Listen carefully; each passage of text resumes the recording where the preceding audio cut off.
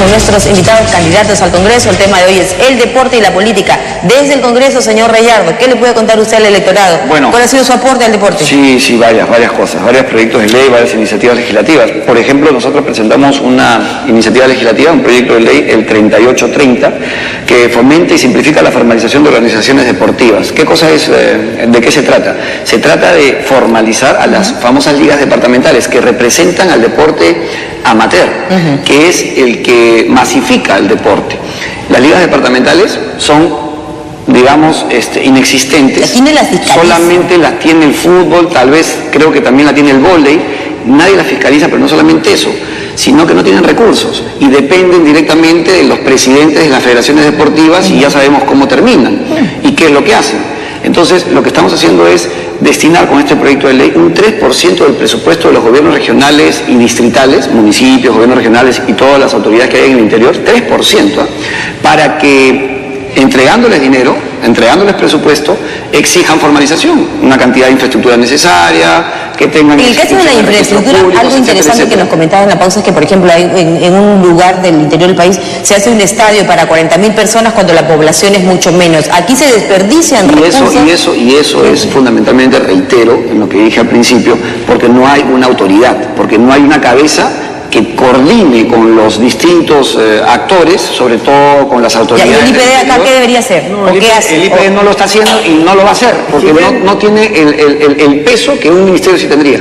Ese es el tema. El ministerio. Lo que pasa es que el ministro se siente en el Consejo de Ministros y defiende su cartera, defiende su presupuesto y las políticas de Estado, ¿no? Claro. Hoy el deporte es un anexo de educación y en el mundo eso está cambiando. Tiene que ser una asignatura más. Pero por supuesto. Algo que es importante es que el gobierno se desliga del deporte. Totalmente. Se desliga y mira todos, lo que pasó en el Congreso. Claro, y todos dicen, no, que la empresa privada no sé. Dejen a la empresa privada. Que bueno, también la responsabilidad social, la minería, por ejemplo, entre otras actividades, ¿no? La responsabilidad social también invertir en el deporte desde el niño, desde el adolescente. ¿Pero quién lo guía a hacer eso? El ministro. El ministro lo convoca, es absolutamente convoca a las empresas mineras, totalmente, a las petroleras y a las empresas... Totalmente. No. Entonces hay consenso en la creación del ministerio y el deporte. Hay para hacer maravillas en el deporte. Pero vamos a dejarle un poquito más, en ese caso, al señor Heredia, que termine de redondear la idea y luego escuchamos nuevas opiniones. Ya, la ley original que se hizo en el año 99, que yo soy autor de la ley...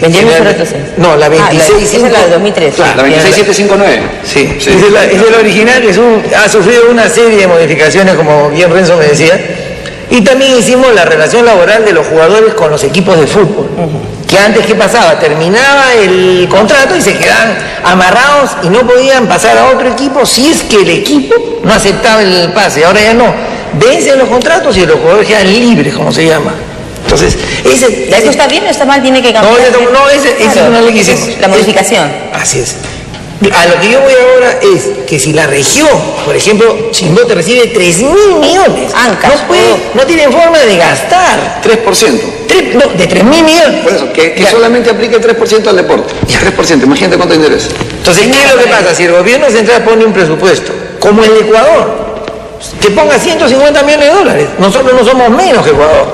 Y exigimos que los atletas de alto rendimiento nos den logros y nos den trofeos, todo. Pero ¿qué pasa? Quiero preguntarle por los talentos escondidos en distintas partes de nuestro país, los talentos que están escondidos por descubrir qué tiene que pasar en este caso. No salen solos, ¿no? Sí, pues, hay que tener claro aquí que tiene que haber toda una política del Estado para tener esos talentos. Porque si no, nunca los vamos a encontrar y nunca los vamos a descubrir. Entonces tiene que haber toda una maquinaria para tener deportistas calificados que finalmente nos representen en el exterior y que finalmente se convierta esto, porque así está el deporte ya constituido en el mundo como una industria. Así es. Y no tenemos la materia prima, no tenemos el deportista porque no hay desde el Estado. Probablemente la materia prima la tengamos, falta ahí la inyección de capital también para que en el colegio, ¿no? También fomentar el... Lo que pasa es que los cazatalentos que van a todas las universidades en Estados Unidos para básquet o para lo que es tenis o cualquier otro deporte, ellos van y ven a los jugadores, escogen esos jugadores y les dan la beca que no hay aquí, gratuita, porque aquí... ¿Eso quién lo promovería? ¿Desde el Congreso? El ministro. Porque ¿qué tiene que hacer el ministro? El ministro tiene que preocuparse de la alimentación, la suplementación y la educación. ¿Qué pasa con el señor Burgos, por ejemplo, en el caso por citar un tema, pero se trata de un personaje bastante popular, señor Burga, perdón. En el caso de este sector, ¿cuál sería la solución? ¿El tiempo de permanencia? Ese es un tema profesional, ellos se rigen por otro reglamento, tienen otro presupuesto. Hablando concretamente de este deporte. Nosotros tenemos que venir a lo que es la difusión del deporte amateur, los que no reciben plata. Los que reciben que lo hacen por vocación, que lo hace la familia, que lo hace el padre. ¿Qué pasa en las Olimpiadas?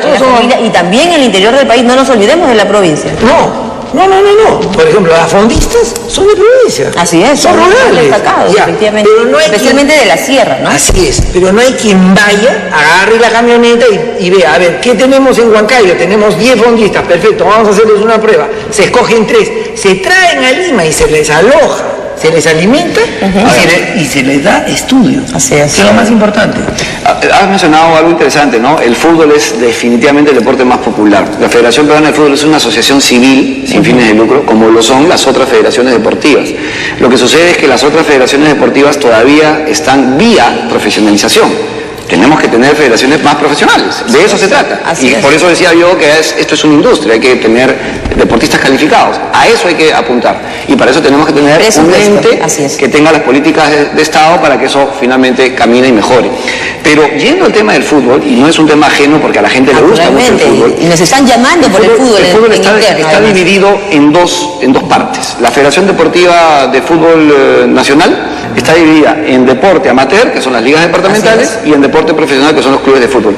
Hemos presentado en el Congreso, ya dije, un proyecto de ley para formalizar a las ligas departamentales con esto. ¿Interesa o no a sus amigos? Pero también, permíteme terminar la idea, pero también hemos presentado un proyecto de ley que ya es una ley nacional, que es la formalización de los clubes profesionales, porque los clubes profesionales, que son profesionales que tienen jugadores rentados, no pueden manejarse bajo un esquema de asociación civil sin fines de lucro. Eso es inaudito. Hoy en el mundo, el fútbol es una industria, lo tenemos muy claro. Tienen que ser sociedades anónimas. Y esa ley de sociedades anónimas... Esa es la ley de sociedades anónimas, esa ya salió.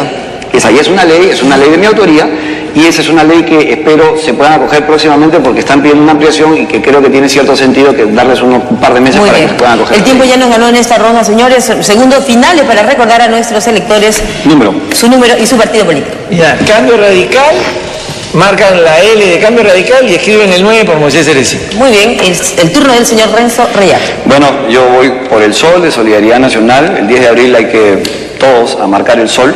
Lucho Castañeda, presidente, y quien habla, congresista, con el número 8. Gracias. Muy bien, han sido nuestros invitados, amigos. Les recordamos, en esta mesa estuvieron con nosotros el señor Renzo Reyardo, de Solidaridad Nacional, y el señor Moisés Ereci, de Cambio Radical. Nuestra pausa, regresamos con la última.